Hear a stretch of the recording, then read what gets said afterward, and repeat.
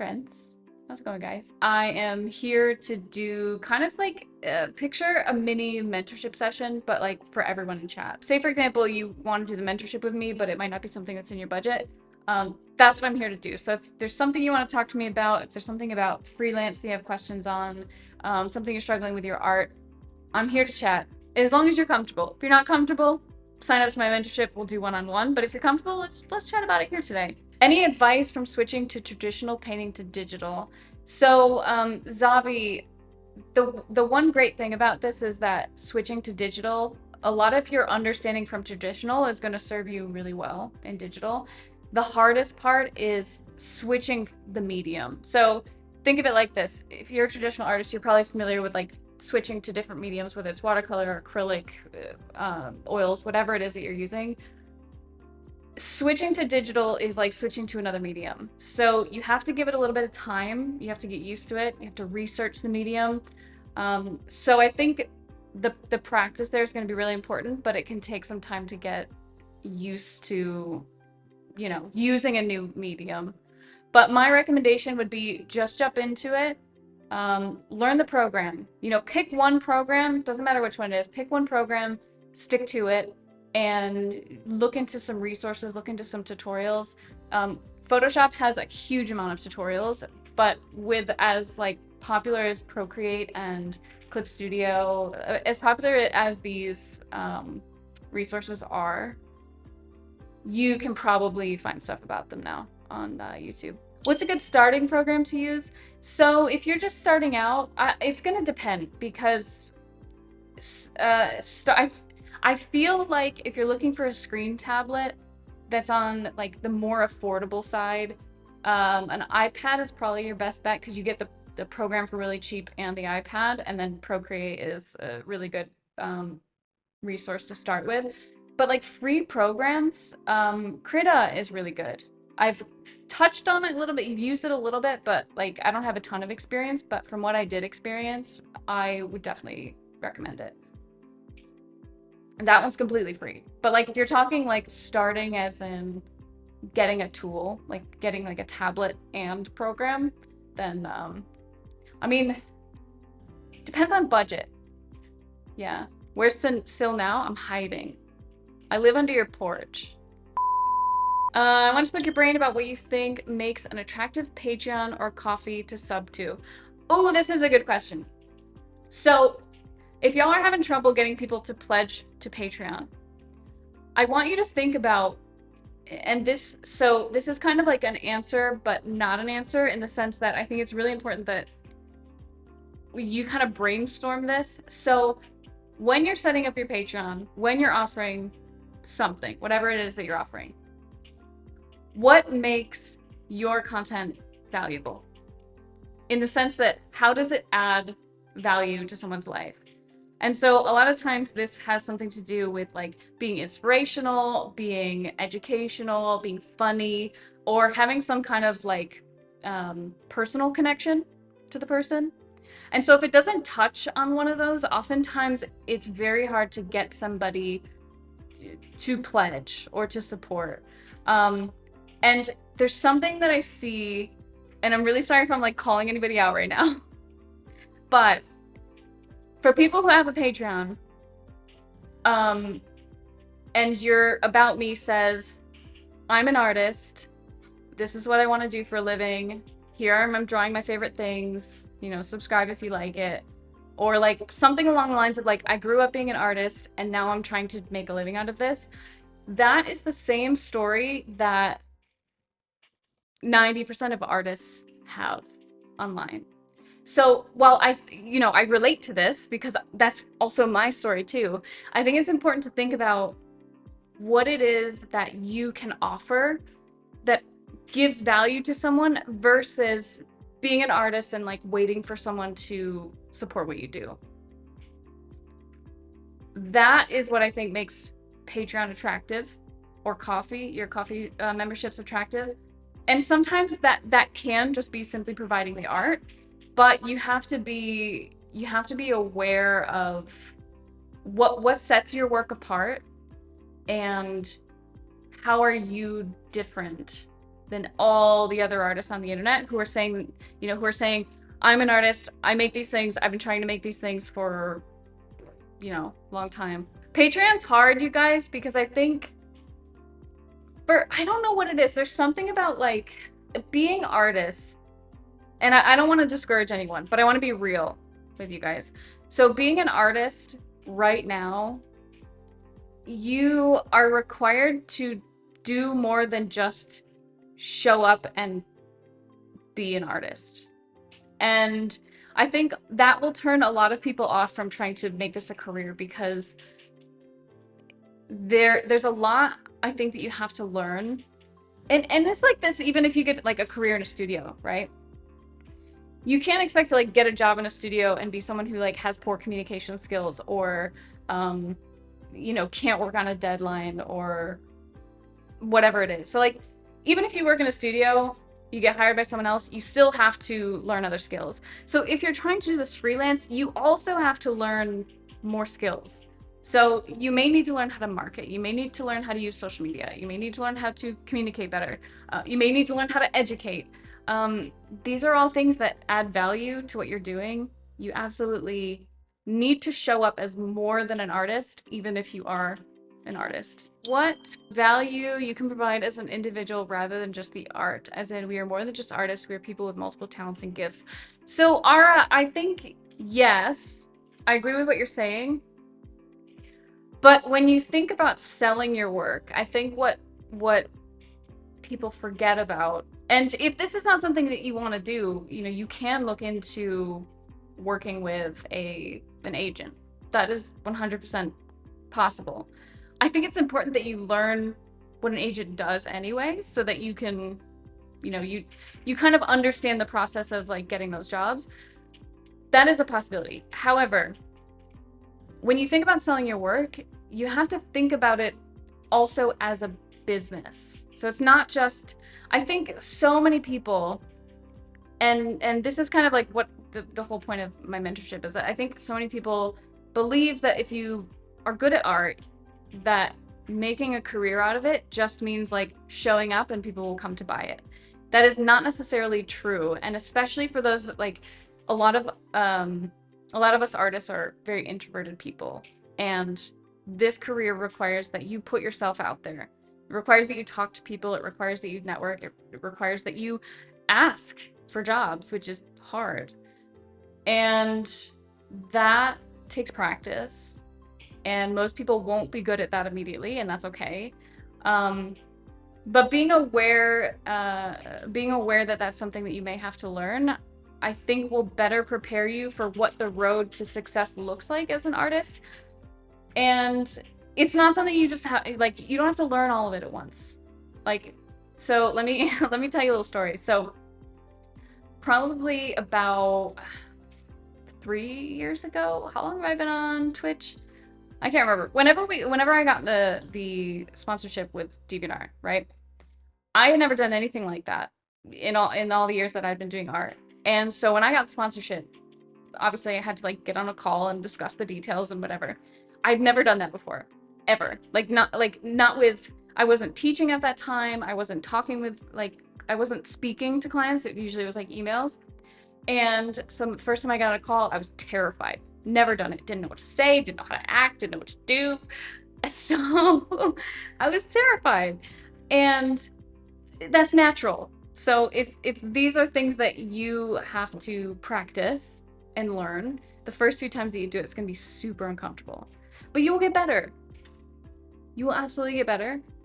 So when you hear me saying this, that selling your work as an artist may require more time, more practice, more skills, doesn't mean that it's out of your reach, doesn't mean that it's going to be too much work. It just means that you need a little bit of practice and a little bit of time with these things that you may not have already practiced. Yeah.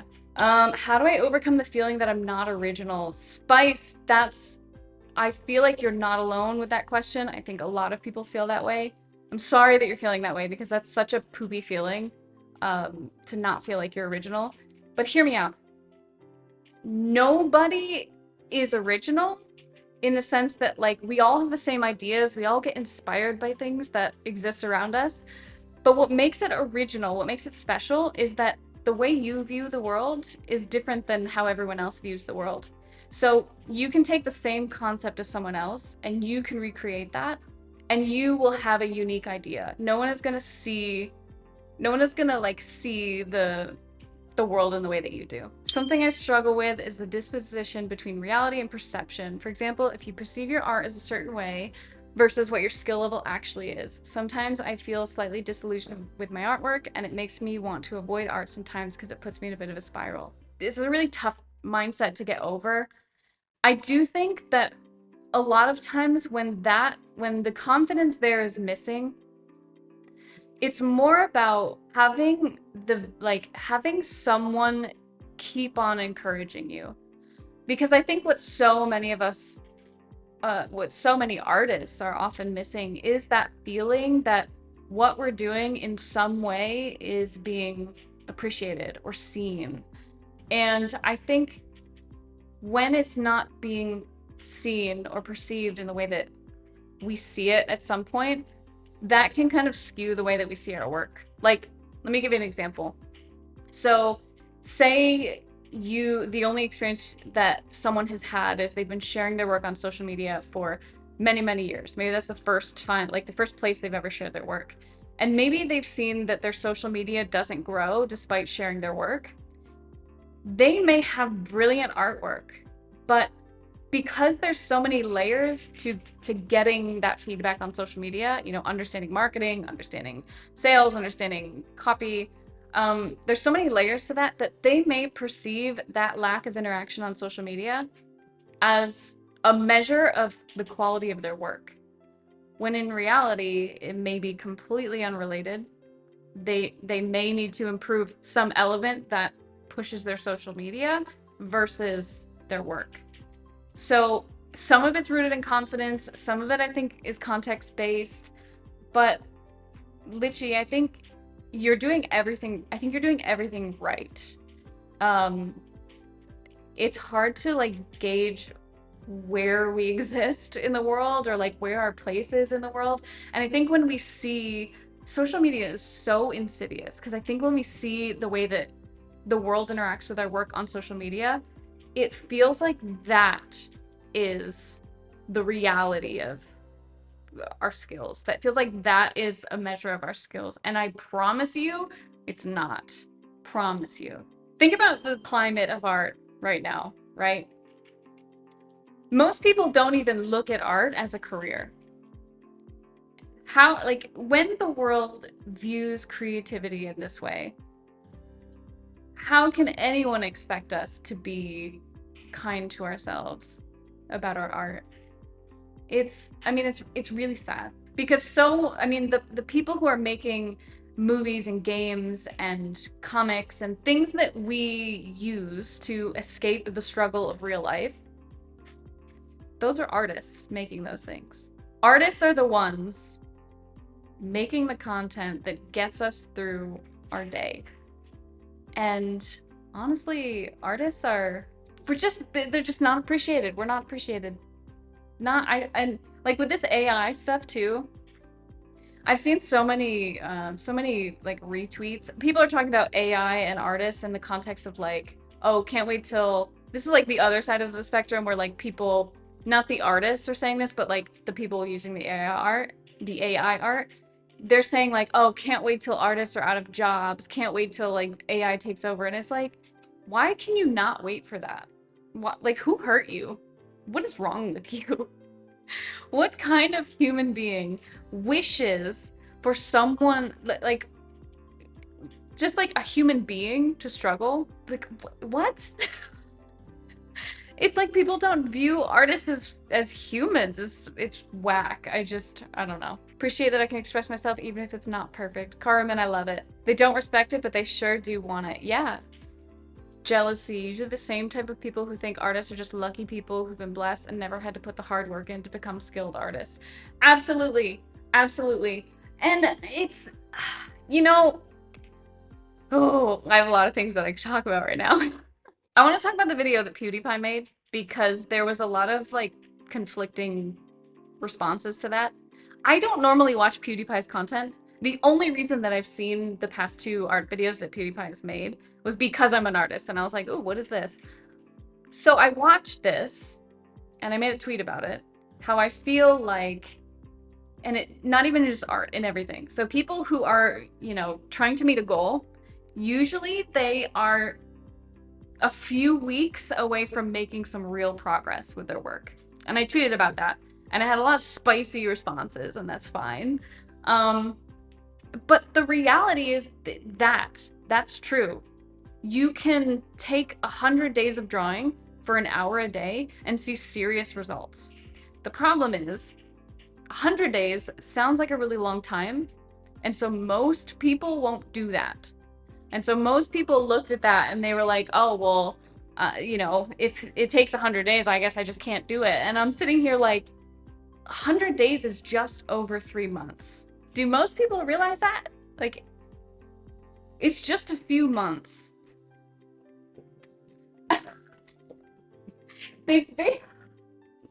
People in general tend to spend at least the amount of time on social media per day. 100%. 100%. Okay, here's the thing. Hear me out. No, I'm coming in close because, okay, I do art for a job, right? Okay. I spend, even with that,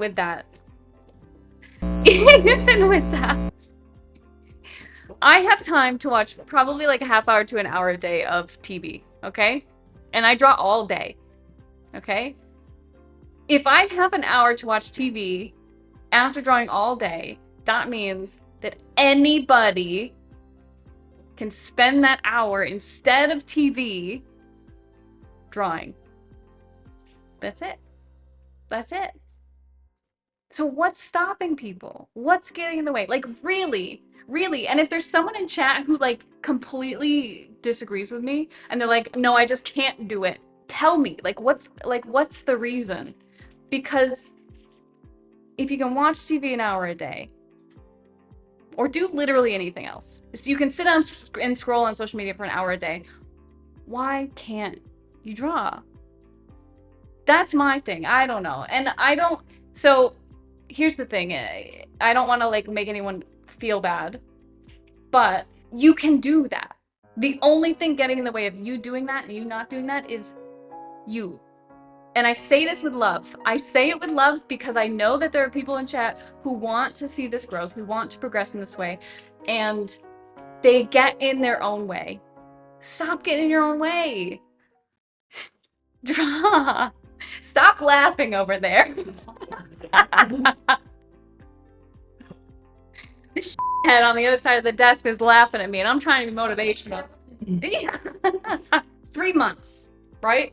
If you're in chat right now and you want to learn how to draw, give it 3 months. Give it 3 months. If in 3 months you haven't seen improvement, come talk to me about mentorship. I'll help you. Because if you're actually putting in the time and you're still struggling, then it's okay to need some help. It's okay to need a little bit of guidance. There's nothing wrong with that. There's nothing wrong with that. But I guarantee you, if you do that, I guarantee you'll see some kind of progress. Think people anticipate they can't do it, so they quit before they even start. This right here, and Devious and I just talked about this, the like mental battle that we go through to actually start drawing is taking away all of the energy to be able to draw. I mean, it's no wonder you're exhausted and you don't have any energy to draw. You're literally fighting your brain before you even have a fighting chance. Don't listen to your brain. It's gonna be hard. Yes, you already know this. There's no point in arguing with your brain about it. Don't listen to your brain. Sit down and draw. Give me 3 months. Even if it's like, not, like you don't think you can do it for me. And come back. Like, I don't even care if you never watch another stream or you don't consume my content on Twitter or whatever. Come back in 3 months and just tell me what happened. That's all I'm asking. Just make me that promise. If you have other obligations, that's fair. I mean, we all have our own circumstances. We all have things going on. Some people fear wasted time and effort, which they somehow view effort as rather than viewing social media or other stuff as wasting time. Some people are afraid that if they try and don't achieve the results they want, will feel like a failure, so they'd rather not try in the first place. Absolutely. That's absolutely true. To counter this, scrolling on social media, watching TV versus drawing and building a skill that you really want to build. What is happening when you are doom scrolling or you're watching TV or you're doing something that isn't contributing to your goal? In my mind, if my goal was to progress at art and I knew that was what I wanted, even if I failed at this thing, failing at art is still more than doom scrolling. It's still more than mindlessly watching TV. It's still more than binge watching your favorite show, or, most of the time it's the show we've already seen too. So it's more than, like, even if you waste that time, even if it feels like a waste, first of all, you're not going to waste it. It's not wasted. You're going to learn so much. You're going to learn. Here's why it's harder to do this. Social media is addictive. Social media, like, conditions you to continually scroll, like, retweet, whatever. There's always something waiting for you there. But with art, it's not linear. With art, you don't know what to expect. And so it's scary to dive into it and not know what you're going to get. With social media, with television, media, any kind of media, you know what to expect. It's the same thing that it's always been. With art, you're stepping into the unknown. You're doing something that you've never done before. And even when you're successful at that, you're literally threatening your identity. You are now an artist, right? Like, the moment you pick up a pen and you start to draw, you're now an artist. You're literally threatening your identity, and that alone is scary. Your brain, even if it's something that you want to do, your brain is going to say, nope, I'm out. That feeling will go away. It'll go away and it'll get much easier, and you will be proud of how far you've come. And you will come far. You will make progress. I think what stops some people from pursuing art is being judged about their drawings. I think that's really valid. I think a lot of people feel that way. So many people have these really traumatic experiences when it comes to sharing their artwork. And usually it comes from when we're children. And this makes sharing your work, this makes doing anything really scary. So of course you're gonna fear it. But that fear just means that you care about this. You care about doing a good job. You care about pursuing your dreams. That is something to be proud of. Most people don't care. Most people live their lives doing whatever they're told. Making art is an opportunity to create a world that you want to live in. And I think that's powerful. That's deep. I'm going to read what Sin said here. If anyone is looking to get into art, struggling with art, everyone's brain works differently. If something isn't working for you, doesn't mean you can't do the thing. It's not a negative reflection on yourself. You need it a different way, a different approach or technique or mindset. There is no solution that fits everyone. Sin, I'm so glad that you shared this, because I think a lot of people jump into art thinking that there is only one way, that, they see their favorite artists making art or practicing art or doing art in a way that is streamlined, one way, whatever. And we fall into the trap of thinking that that is the only way. And that's not true. There's so many ways to create. There is no one set way that is right, that is correct. And if you feel like the way that you do it isn't the way that most people do it, that's a good thing. It's good to be different, because being different means that you're going to open up doors and you're going to build a community around a thing that doesn't exist. A friend gave a weird piece of advice. Other people's opinion of you is none of your business. Oh, I love it. It's beautiful. If you're out there worrying about what other people think, I want you to just go back to drawing. Just get back to drawing. Because I guarantee you, in the middle of drawing, you don't feel those things. The only time you feel those things is when you slow down and you stop. Keep drawing. Keep going. Have been trying so hard to sell my work, or at least offer it as selling material, that I've lost the fun of the process. Haven't been able to have fun again.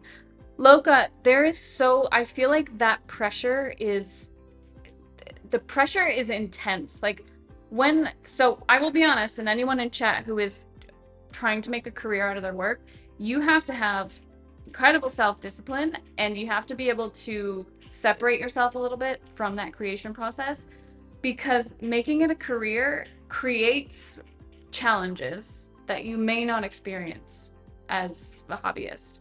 So be prepared for that. That's something that I specialize in, because I feel like I'm absolutely at a place where I've learned to balance my work and all the other things that come with it. And I'm also able to, like, when work needs to get done, I sit down and I get it done. I would say that's like the number one skill that you need. And that is way easier said than done. Way easier said than done. It requires a ton of self-awareness. It requires understanding your process. It requires understanding what is distracting to you. And it's hard to figure those things out. It took me years to figure those things out. And when I started, I didn't have all those things figured out either. I had to learn along the way. I love how you talk about art. This comes from a great time for me now. I feel like I'm reaching a good point in my art, but with that, I must find a day job because I feel the stress. Sometimes, listen, there's no like shame in having to get a job and doing your art on the side. I think a lot of people feel like if they do that, then they haven't made it, or that their work is bad or something along those lines. That's not true at all. That job is funding you to do your passion, and that's okay. And at some point you may be able to transition, you may be able to, switch into doing something more freelance. But right now, what's more important is that you're safe and you're able to pay your bills and you're comfortable. I've got to say, people who do that, I commend you guys. That's some serious dedication. It's not easy. It's really not easy. You guys are killing it. I think I want you guys to remember how hard you work too. I had a meeting a couple days ago, and I mean, all of my mentees work incredibly hard. Working through my mentorships is like the most inspiring thing I've ever done. And the common thing, the theme that every single one of them struggles with is celebrating how far they've come and how hard they work. I hope you guys take a second to slow down and appreciate what you have done and what you have learned and how far you've come.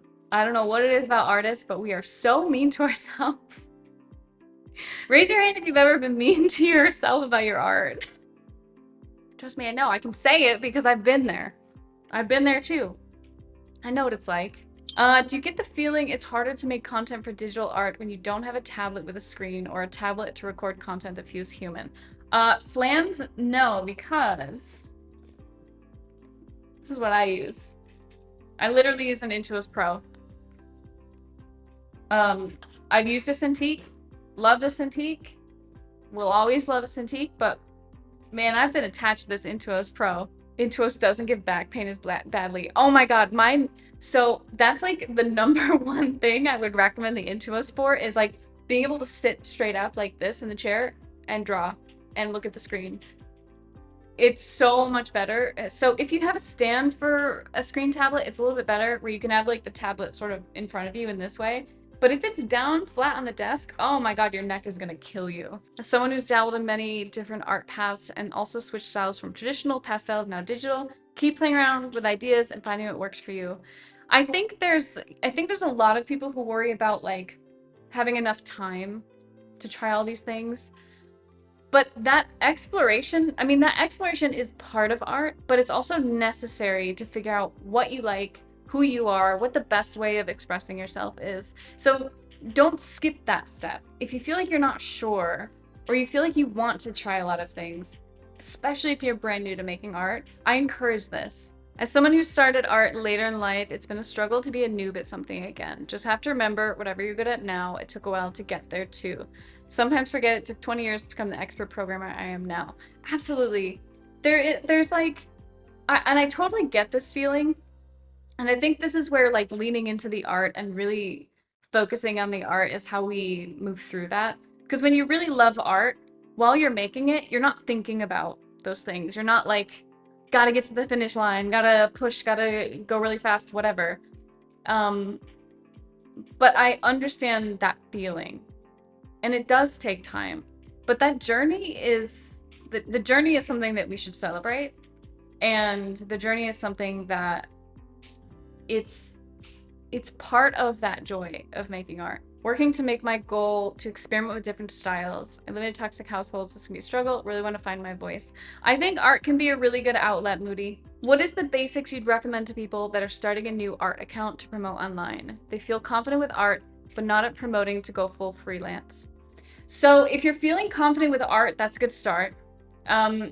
When you say like getting started with a new account, do you mean like tips for social media? And if you mean social media, what platforms are you using? Okay, Instagram or TikTok and maybe Blue Sky. Would you recommend tutorials explaining things you already do every day while drawing? Maybe post time lapses, something like should we invest ourselves in showing more stuff that describes us, especially at start. Fan art, stuffy connection. I can like feel your brain kind of ping-ponging, right? I want you to take a breath because you're thinking about a lot of things. So, number one, make sure the art is solid. Make sure that you're confident in it. Make sure that you're confident other people will also enjoy it. Number two, pick one platform. Okay, just one. Pick the one that you feel like is going to be the most fun for you to use. So if you're not sure which one that's going to be, which one do you naturally find yourself using more? After you pick that one, I want you to spend some time getting comfortable with the platform. So what are other people doing in the art, world? What are people doing on that category? What is something that other people are doing that you might like to try? And I want you to try those things. So it's going to look different on each platform. I mean, with Twitter, you can tend to do really well with like short form writing. Most people who post art like don't even think to do this on Twitter. Short form writing is huge. Sketches, work in progress, quick things. Twitter moves fast. With TikTok, something that's a bit more personal. Talk to your audience. Make videos of your face. Make recordings of your work. Make like transformational recordings of your work. So like make a recording of like the beginning stage, the middle stage, the end stage. Post that. Instagram is more about curating your feed. So make it pretty, make it match, think about like if you were to design an interior of a house and everything looks good together, I want you to design your Instagram feed so that everything looks good together. What else did you mention? Let's see. Blue Sky is the same as TikTok. I would argue that Blue Sky, you could even experiment more and see, but I think Blue Sky is going to be really similar to, did I say TikTok? I meant Twitter. Blue Sky is going to be really similar to Twitter. Navigating all of this is very difficult and it's going to take time. And I think more importantly than any bit of advice that I could give today, you'll need to give yourself some grace and time and understand that it's not going to happen overnight. And if you do think it's going to happen overnight, well, most things don't. I'm sorry to break it to you, but most things don't. I've been trying to give myself a drawing schedule of at least an hour a day before bed. I think it was mentioned a little earlier for meditation. I think it not only helps with self-accountability, but I notice schedules also help with mental health and getting into the rhythm so life and art isn't so hard and comes more easy. Absolutely. Absolutely. If you're struggling with getting things done, schedule it. Plan your day before the day starts. If you're someone who's like, schedules don't work for me, I've tried, I can't. Every time you make schedule and you don't do what's on the schedule, I need you to ask yourself, what is distracting you? And also, do you respect yourself? Because I think if you are making that schedule and you are not doing this, and this might feel like a call out and calling myself out because I can say this because I've done this. If you don't fulfill those things on your schedule, you are breaking a promise to yourself. Chat, what happens when you break a promise to a friend, a family member? You die. Shut up. A friend, a family member, someone important to you. What happens when you break a promise to someone who's important to you? Because I think people underestimate how damaging it is to break a promise to ourselves. Trust is broken, right? What happens when you break someone's trust? And if we're hitting a nerve here, or if this feels bad, bear with me, okay? Bear with me. They stop believing in you. They stop asking for help. They stop reaching out. They start to view you negatively. And they won't believe you in the future. Exactly, Sin. That trust is hard to get back. Most of us don't do that to the people that we care about. So, why do we do that to ourselves with such ease? It's not rhetorical either. Answer that if you can. Literally never thought it would have meant to break a promise to myself like this before. Yeah.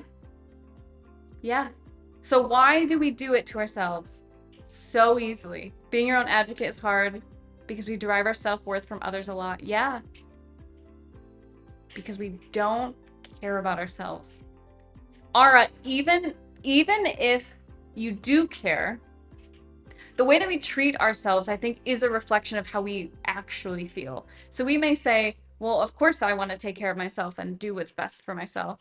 But when you break a promise to yourself, you're saying to yourself that you don't care about your well-being.